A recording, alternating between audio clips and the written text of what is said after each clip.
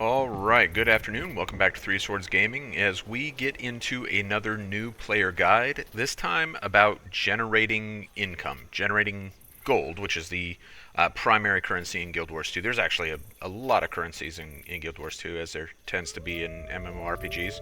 But gold being the primary one, and in this video I want to talk about how a new player can generate some gold for their account.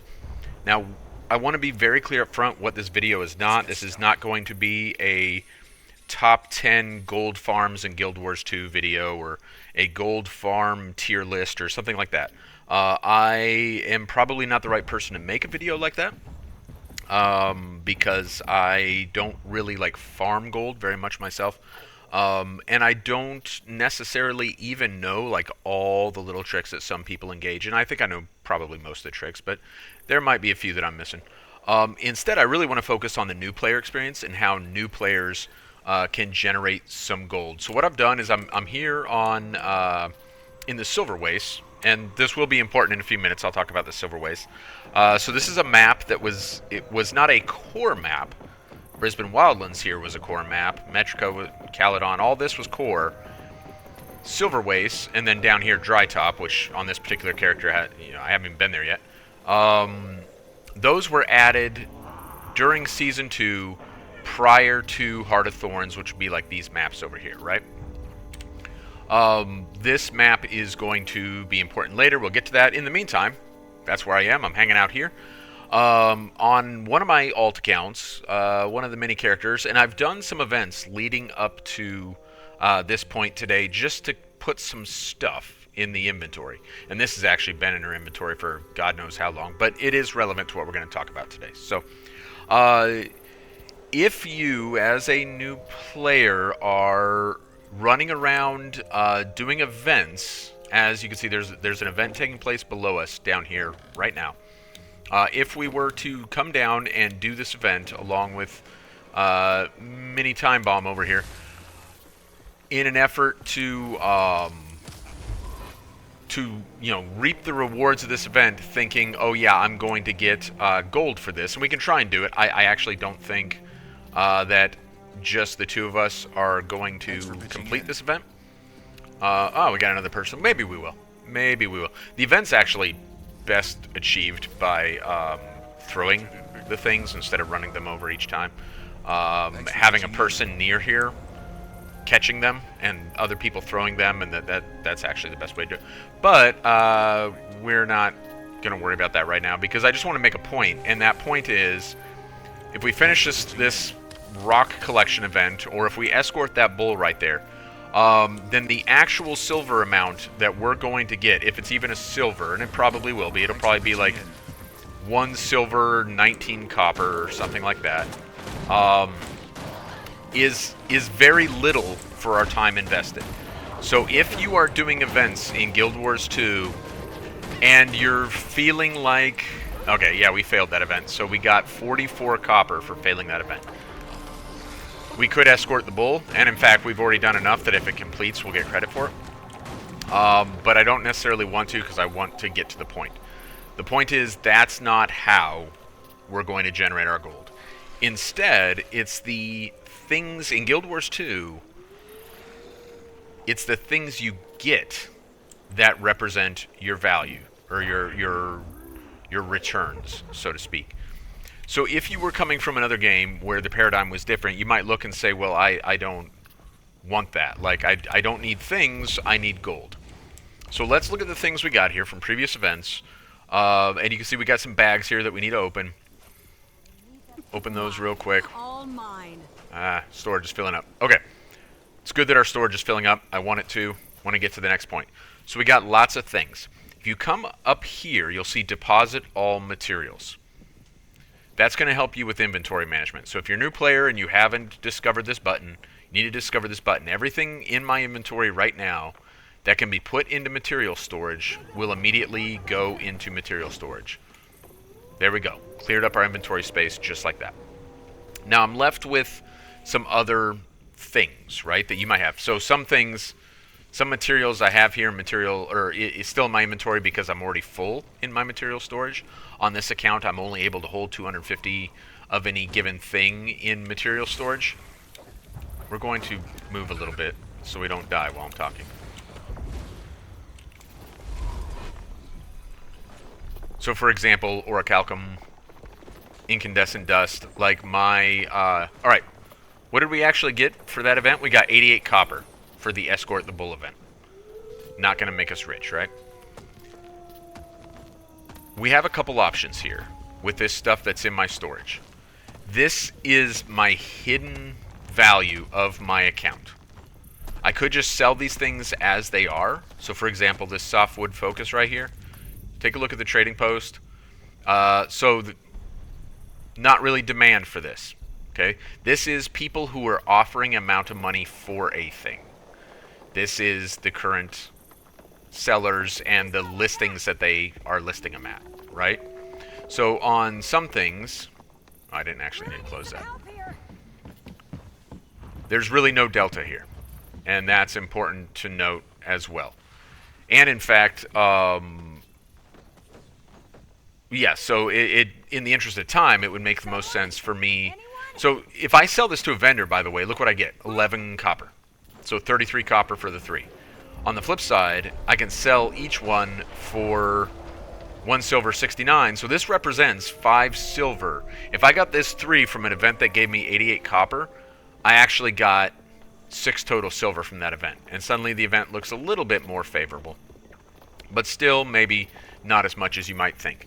So then we got the unidentified gear, right? If you're at level 80, you're going to start getting unidentified gear. You have 2 options at that point. You can simply, well, you have 3 options. You could identify the unidentified gear and take a chance that maybe that Rampager's Softwood Scepter of Accuracy is worth more than the unidentified gear would have been. It's currently, people are trying to sell it at 156. Its vendor value is 132.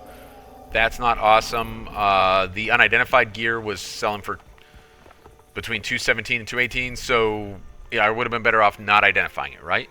But you're taking a chance that maybe you get something better. We could just sell this unidentified gear, or what I like to do is just salvage this stuff. So now I'm flipping all these things into crafting materials, right? See, I got some leather here, I got a symbol of pain, I got more leather over there, I got some copper, got whatever, right? Various materials. And then I'm going to just deposit all those materials again. Now, I could immediately sell the materials, right? Like I did with the dust, or like we can do here with the orichalcum. I deposit everything until my storage is full. So you can see silk here, storage full. Mithril, storage full. Let's go to the storage really quick, because this is actually where my gold on this account is hiding. If you look, what do I actually have in liquid gold right now? 120 gold. In the grand scheme of things, that's not very much. But if, by the way, just come to Obsidian Sanctum when you need to access your bank or whatever. Like, if you want to buy a VIP pass or whatever, that's cool. It's your money. Like, go crazy. But you don't have to. You can always access your bank or the auction, the trading post or a merchant from anywhere by just accessing Obsidian Sanctum, right? So let's come to our bank. Here's all these materials that we have stashed away on this account. And this all represents like meaningful amounts of gold. Now, some things can't be sold. Some things are account bound. So you see like these Living World Season 3 currencies, account bound. But I got this mithril over here. That's not account bound. I can immediately choose to sell that, right? Maybe I want to, let's see, what else can we just part ways with? A lot of things I don't necessarily want to part ways with. Should we sell the freshwater pearl? Let's not. I actually like my freshwater pearl. We'll sell the quartz crystals. Should we do that? Sure, let's sell the quartz crystals. Why not? I just want to get like a sampling of things here that we can part ways with. Things that are probably easily replaced, right? Is red meat easily replaced? Okay, so let's say I grab some stuff out of my storage here, and I want to sell it. I could actually have sold from that screen, but... So what is that red meat going to get us? Over a gold. and actually more if I want to list it at a higher price and wait for it to sell, which I do generally recommend. In this case, with 7 copper difference, we'll just go ahead and sell it. Sure, why not? The quartz crystals. All right, let's list it at 33 so that we're the best deal on the market, but still getting 4 copper more, and we want it all to go. Almost another gold right there. All right. So on and so forth. Your storage, your material storage, is hiding immense wealth. On an account that has 120 liquid gold, I probably actually have, if there was something that I particularly needed for 400 gold, I probably have that other 300 gold hiding in here. Because some of this stuff is worth a lot more. I'm just not wanting to part ways with it. For example, these 250 Mystic coins, we could sell those for, if I got maximum value out of them right now, there's 500 gold. So I by far shorted myself on my estimate of what my material storage was worth because I did not take into consideration those coins. Huge value hiding here in your material storage. So there are 2 philosophies when it comes to this. One philosophy, well, there's 3 really. One philosophy is, as you get everything, just sell everything. So immediately upon getting those things, like I just sell, right? The second philosophy would be to stash it all away and then sell when you need. The third philosophy, and this is what I do, is I actually hold all this as long as I can and try never to sell until things are full. So I would only be selling, well, not anymore mithril because I just sold it all, right? But I'd be selling iron, or I'd be selling the incandescent dust. But I like almost like this is like my savings on most of my accounts. And it's nice to know that I have the materials if I need the materials. So there's the extreme to one side, always sell all materials and then just buy what you need when you need it. I'm at the extreme on the other side. I hold all materials as long as I possibly can. And then there's the middle where people might keep some, like they might say, oh, I'm working on leather crafting, so I'm going to keep all my leather, but I'm going to sell all my metal or something like that, whatever the case may be. And that's fine too. So materials, this is what I really wanted to emphasize. One significant means of wealth acquisition, and so really when you're completing events, it's not the silver you get or the copper you get, it's the materials you get. That includes holiday events. That's where this Zytaffy comes into play. Particularly as the holiday drifts away, they increase in value, and then when the holiday comes around again, then they tend to drop in value again, so on and so forth. So if you're not into the holiday events and you're getting some of those currencies, then dump those currencies and enjoy the benefits of selling them. And to you, it just represents gold, right? All right, another significant wrong button. An even faster and more significant input of gold arrived with the. You need to leave, robot. With the Wizard's Vault. So, prior to the Wizard's Vault, there was just a lot less gold in the game, period. But this probably represents the easiest gold income for new players right now and probably for the foreseeable future. It was a game changer for everyone, but particularly for new players when it got introduced. All you got to do your dailies, do your weeklies if you choose to do your weeklies. If you want to knock out the specials or whatever, knock those out. Generate Astral Acclaim. Come here. There are several things that are going to represent. Don't buy this, though. Don't be fooled by that. That is a horrible investment. Here's where the good investments are. I have 965 Astral Acclaim right now. I can immediately buy all 90 of those bags and still have Astral Acclaim left over. So let's do that. We're just going to fritter away a whole bunch of our Astral Acclaim. So, as a result of just doing dailies and weeklies, 90 gold. Just like that. Now we're sitting on over 200 liquid gold, which apparently is more than I've had on this account ever. Additionally, Mystic coins, remember those are worth 2 gold each. So in terms of gold per Astral Acclaim, these are actually an even better investment. We can, let's grab 20 of those real quick. Now quickly, you see I'm exhausting my Astral Acclaim, but I can turn around and I still have a couple dailies to do today, plus that'll get me this chest, so I can get 40 more just today, and then I can move into my weeklies. There's a jumping puzzle, get me 50. Well, that's 5 of the Mystic coins right there, right? 10 gold if I go do that jumping puzzle. That is tremendous. So I talked about the Wizard's Vault when getting tomes, if you just want to level a tune quickly. Here is immediate gold injection into your account very rapidly. Now, this resets every 3 months. So, yes, certainly if you exhaust your Mystic coins, your bags of coins, your laurels, which can be flipped to gold, you can get more gold. Where's the more expensive gold? Here it is. So once you've exhausted these, then you can buy these at 30, but now you're paying 35 for 1 gold instead of 6 for 1 gold. And that was kind of their mechanism for mitigating just how much inflation was the game was going to experience. You can flip this large crafting bag, 5th tier. Let's go ahead and buy one of those just to check it out. That's going to, when I open it, it's going to give me materials: bone, incandescent dust. Remember, I already am, my storage is maxed out because I have very little storage on this account for incandescent dust. So I'll turn around and sell that. There's another 13 silver, just like that. So a ton of gold hiding in the Wizard's Vault. All right.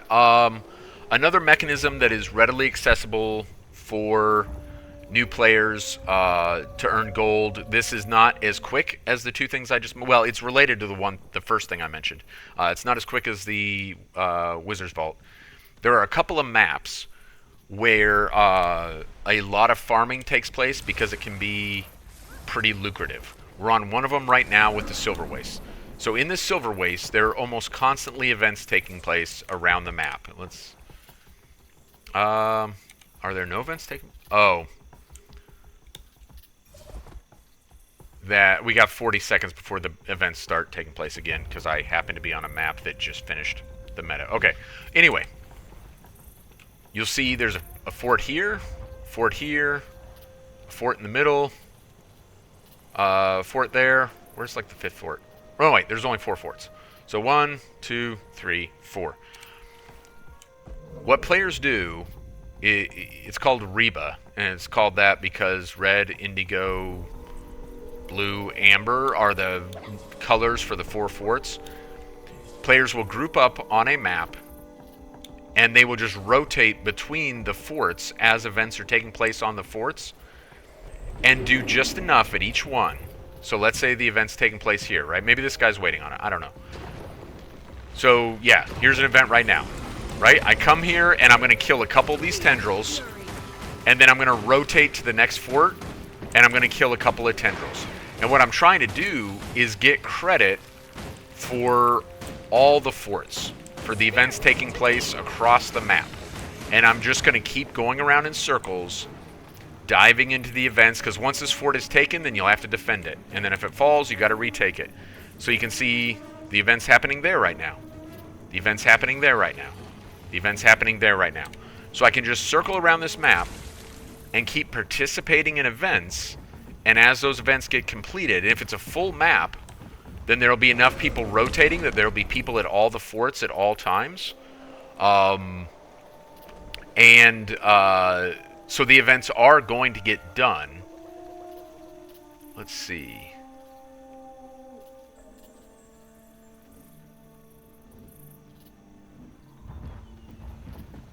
I'm trying to find where it actually would appear here. This got reorganized, and now I don't know where to look for Reba. Oh, Central Tyria. Yeah. Squads. Alright, no one's doing it right now, but this is where you would look.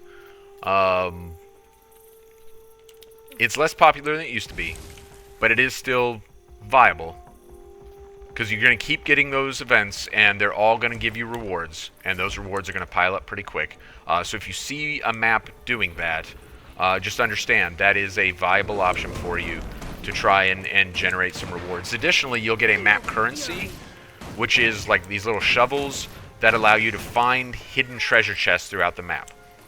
So people will rotate, earn all the rewards, and then when it shifts to the boss phase, they'll knock out the boss, and then they will go through the process of unlocking all the chests on the map to earn additional rewards that way. I don't know in terms of like gold per hour if where it ranks these days.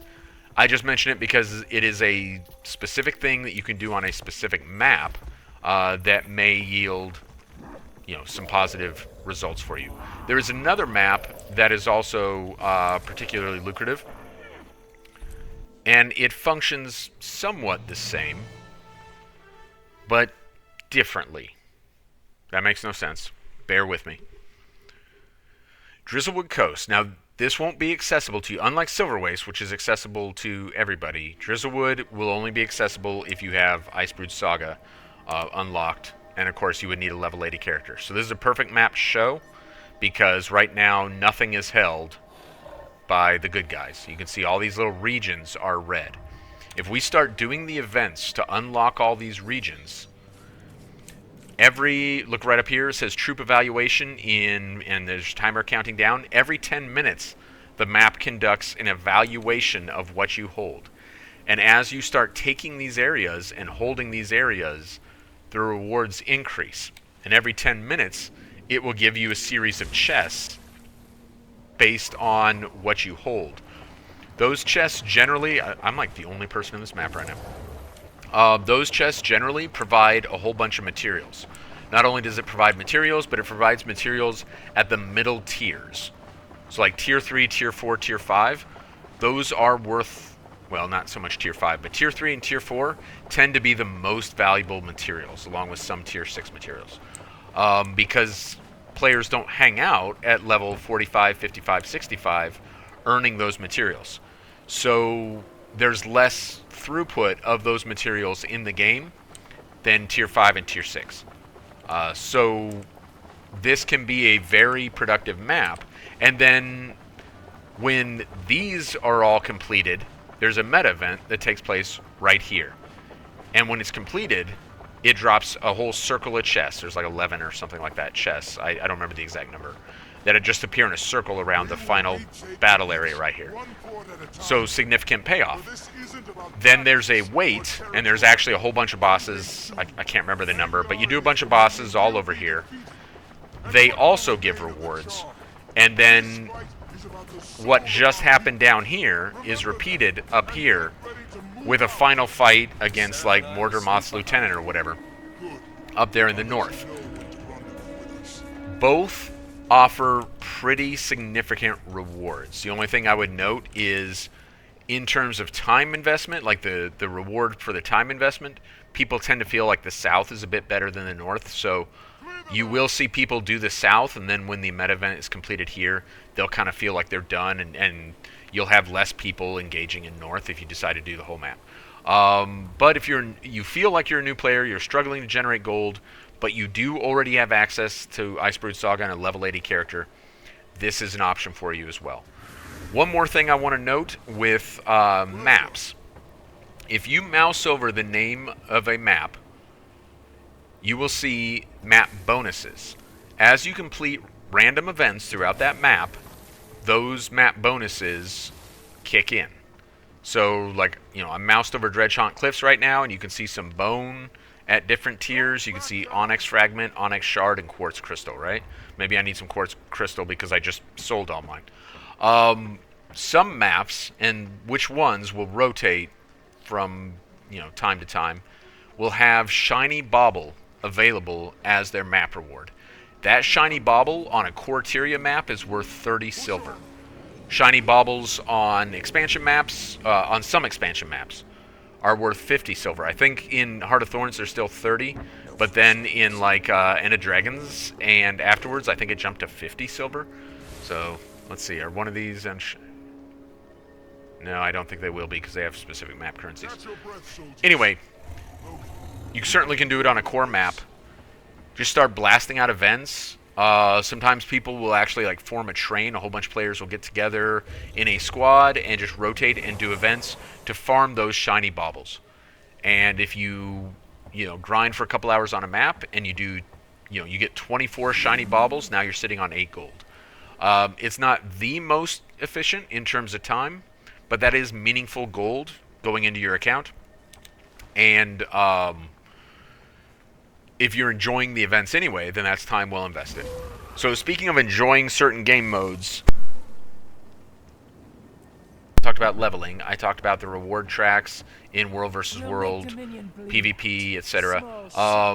These also will inject gold into your account, inject materials that you can sell into your account. So you can earn gold in World versus World and PvP, but you're probably not going to do it nearly as quickly as in, the PvE type environments. Instance gameplay, such as dungeons to some degree, more so fractals, and the higher the tier, the more you're going to receive. So tier 4 fractals, raids and strikes are going to generate pretty solid income if you're moving through the instanced content quickly. If it takes you an hour to clear a dungeon path or 4 hours to figure out how to complete a raid wing, then the return on your time is going to be very poor. But if you're in a guild where you're doing that content regularly and you're clearing it quickly, then the rewards for that content are actually very good. I believe it's 2 to 4 gold liquid for each strike, depending on which strike you do. I don't do strikes very often, so I don't remember off the back of my hand. But it's a couple gold per strike encounter that you complete. Dungeons are less. Dungeons tend to be 50 silver, 1 gold. But dungeons can also be completed. Some of them can be completed in 8 to 9 minutes. So dungeons are still very much a viable means of generating gold if you want to, if instance content is what you want. You will probably see better returns on fractals than dungeons, but some people really enjoy dungeons, and if that's your thing, then by all means knock it out. Each time you do 5 I believe it's 5 unique dungeons. Let's see here.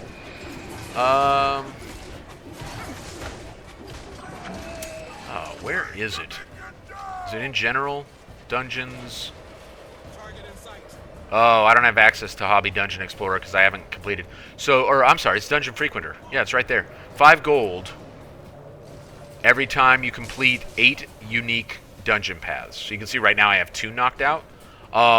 If I were to do 6 more unique dungeon paths and complete that 8, then I get 5 gold. So you could make a point of doing that if you want. Again, the returns aren't going to be quite as significant as some other things, but it would be available to you. There was one more thing I wanted to address, and now I have forgotten what it was. So it must not have been that important. Sell your materials when you need gold. Don't assume that those are meant to just sit in your account. Make sure you use the Wizard's Vault. Those are my 2 big takeaways. There are ways of flipping things like Karma and Spirit Shards into gold, so you may see that recommended by some experienced players or in some videos or something. I do not recommend those things for a new player. A new player should be sitting on their Karma, sitting on their Spirit Shards until they have a meaningful amount of those things. And I would say, with was the other character that had them, with the Mystic Coins, I would recommend you sit on at least 100 Mystic Coins before you start selling them. But if you're in a pinch for gold, then sell them by all means. Okay, I think that about wraps it up. I don't want to take too long, and again, I'm at half an hour. These videos consistently run longer than I intended. I just wanted to give a couple of very easy options for new players to generate gold.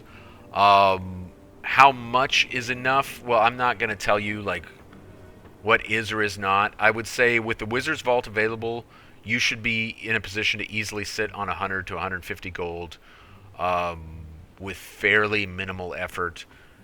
I would want a new account to just keep like 100 gold kind of in reserve. And you can see today I haven't played this account very much over the last year or so. I jumped into it, discovered I had 120, and during the 30 minutes in this video, we lifted it to 211. So you can see that goal of 100 gold to kind of sit on shouldn't be a big ask if you just put a little effort into it. So hopefully that was helpful. Certainly if you want more specific tactics, there are a number of videos out there, and I would definitely plug Mighty Teapot's Zero to Hero series, because not only does he go through the process of taking a new account and building it up, but he generates gold specifically to to buy gems with that gold. So you can buy gold with your credit card if you want. You can credit card farm gold. The studio apparently is fine with that because it's been in the game since the launch of the game. It at least isn't third-party real money transactions, so I guess that's a positive thing. But you can also buy gems with your gold. So you can see we can get 400 gems if there was a thing that we if there was a thing that we wanted. If we wanted the casual t-shirt package, we could probably get, let's see, custom exchange. Let's see if we can get 450. 171, we got 211, so there you go. And much of that we generated today, right? If I sold some more stuff out of my storage, then the t-shirts would easily be within reach for me right now. And like I said, Mighty Teapot's Zero to Hero series, that is the entire point of the series, is he buys a whole bunch of things from the gem store to improve his quality of life using gold that he generates in-game. So, food for thought. All right, thanks for hanging out with me. Hopefully that's a little bit helpful. And we will knock out another video with more new player guidance, hopefully here in the near future. Thank you, and you have a good one.